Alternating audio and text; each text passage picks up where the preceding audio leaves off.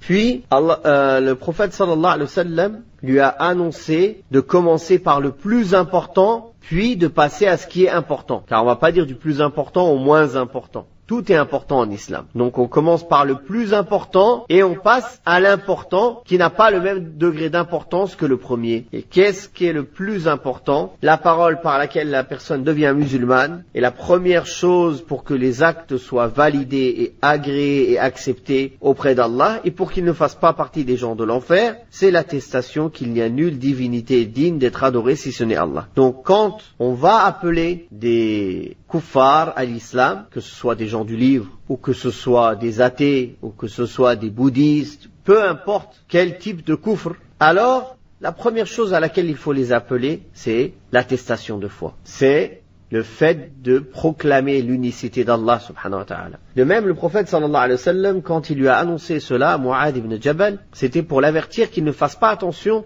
à toutes les paroles et les doutes qu'il pourrait lui insuffler et de ne pas polémiquer avec eux inutilement sur toutes les choses équivoques qu'il pourrait dire, mais de se concentrer à les appeler au tawhid,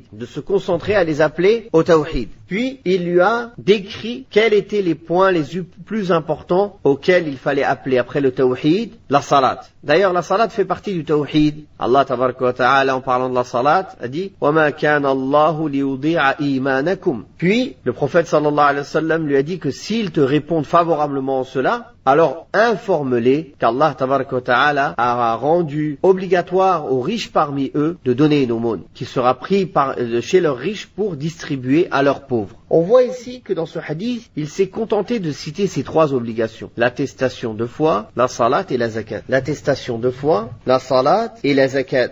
Et ce n'est pas le seul endroit qui est où ces trois obligations sont citées seulement et non pas les autres obligations ou les autres piliers ou les autres interdits par exemple dans l'islam. Allah Ta'ala dans Surat At-Tawbah il dit فَإِن تَابُوا وَأَقَامُوا الصَّلَاةَ وَآتَوُا الزَّكَاةَ فَإِخْوَانُكُمْ فِي الدِّينِ. S'ils se repentent, c'est-à-dire de la mécréance, donc ici cela veut dire l'attestation de foi, et établissent la salat et donnent la zakat, alors ils sont vos frères en religion. De même qu'Allah Tabaraka wa Ta'ala a dit dans Surat Al-Bayyinah وَمَا أُمِرُوا إِلَّا لِيَعْبُدُوا اللَّهَ مُخْلِصِينَ لَهُ الدِّينَ حُنَفَاءَ وَيُقِيمُوا الصَّلَاةَ وَيُؤْتُوا الزَّكَاةَ. On leur avait pourtant ordonné que d'adorer Allah tabaraka wa ta'ala sincèrement en lui vouant un culte exclusif et d'accomplir la salat et de donner la zakat. De même dans le hadith où le prophète sallallahu alayhi wa sallam dit on m'a ordonné de combattre les gens jusqu'à ce qu'ils attestent qu'il n'y a nulle divinité digne d'être adorée si ce n'est Allah, d'accomplir la salat et de donner la zakat. S'ils font cela, ils ont